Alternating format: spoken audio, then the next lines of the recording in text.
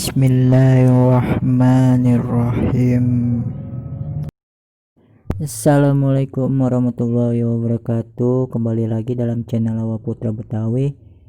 Kali ini saya akan memberikan ilmu karomah yang berfaedah tentang mayat di dalam kubur dan nasihat kubur, dan sekaligus tentang alam kubur. Ada 7 poin di sini. Oke, simak baik-baik.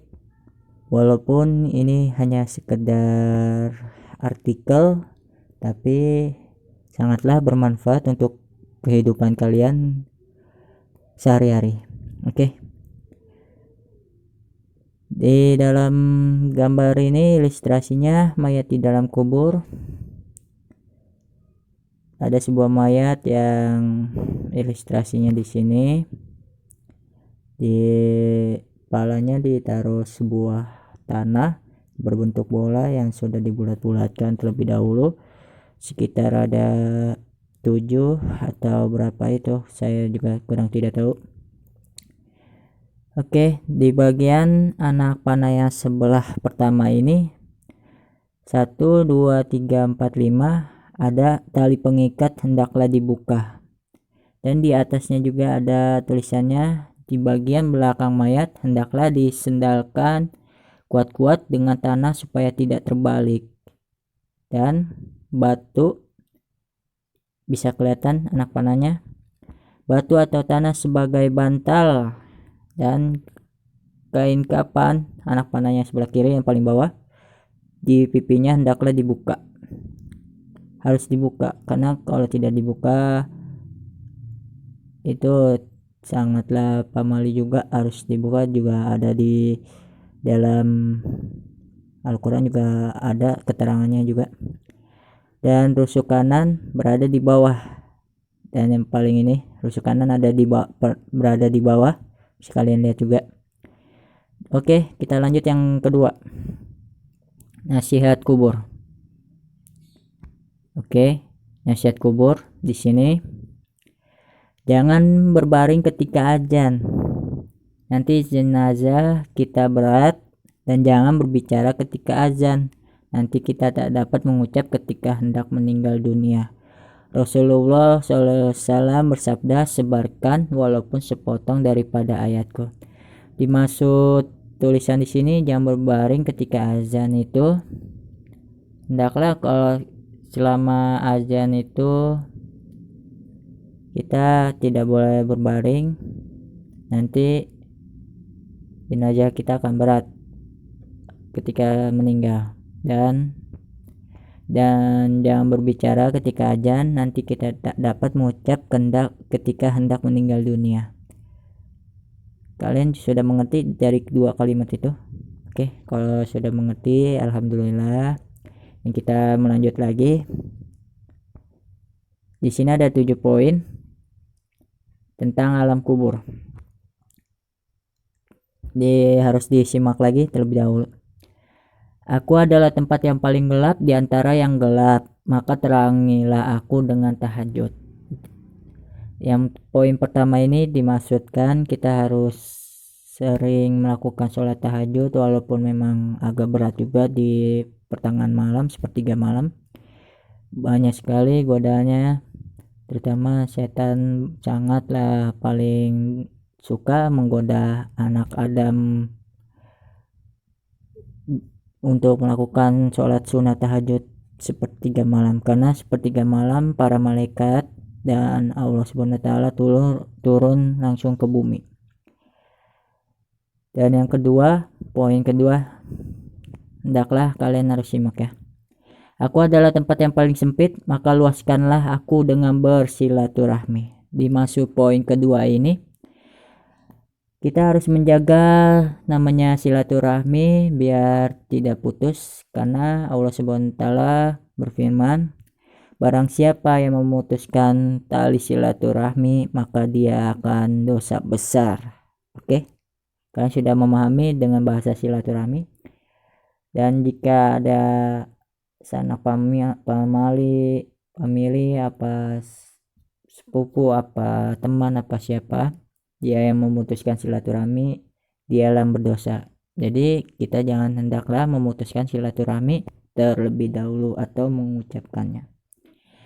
Dan yang poin ketiga, aku adalah tempat yang paling sepi, maka ramaikanlah aku dengan perbanyak baca Al-Quran.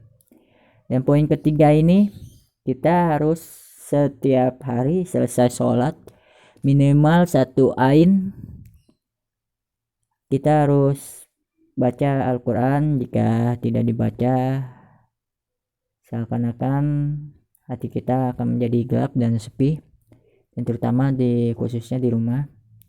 Jika Al-Quran tidak dibaca, sama aja seperti kuburan. Oke. Dan poin ketiga seperti itu. Dan poin keempat, aku adalah tempatnya binatang-binatang yang menjijikan, maka racunilah ia dengan amal sedekah. Dimaksud poin keempat ini adalah sedekah, beramal. Oke. Kita beramal sama siapa saja. Jangan melihat dia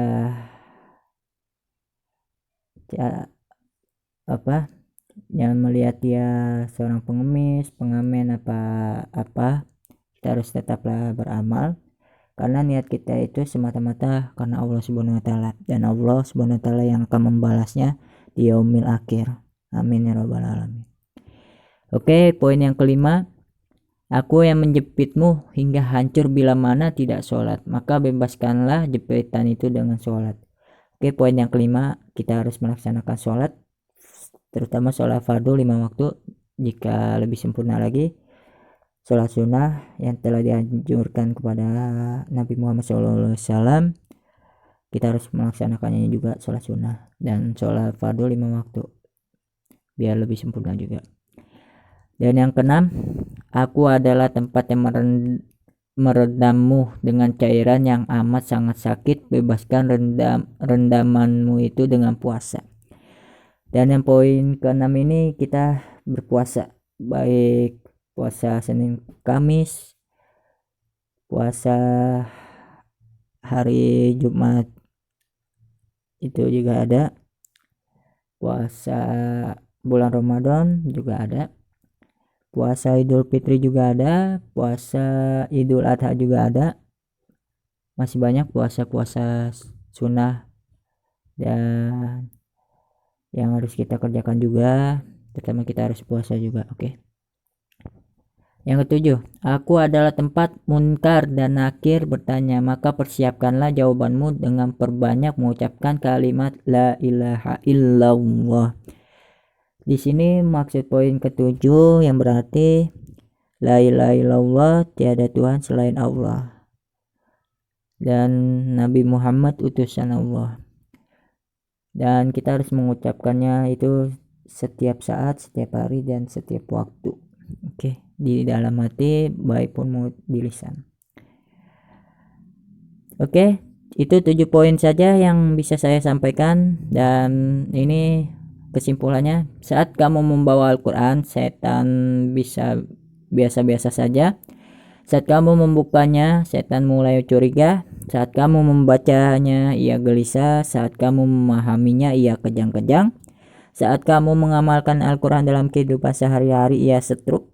Teruslah membaca Al-Quran dan amalkan dalam kehidupan agar setan pun tak mampu lagi menggoda manusia.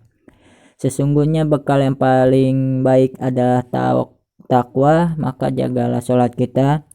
Rasulullah SAW bersabda, barang siapa yang menyampaikan satu ilmu saja dan ada orang yang mengamalkannya, maka walaupun yang menyampaikan sudah tiada, meninggal dunia, dia akan tetap memperoleh pahala. Hadis riwayat Al-Bukhari. Semoga bermanfaat, dan saya akan memberikan sebuah video kopi terbaru lagi tentang ilmu karomah yang berfaedah dan jauh lebih wawasannya tentang soal dunia akhirat beserta ajaran agama Islam yang lain. Masih banyak lagi. Nantikan video kopi terbaru. Jangan lupa like, share, subscribe channel Awak Putra Betawi. Salam. Assalamualaikum.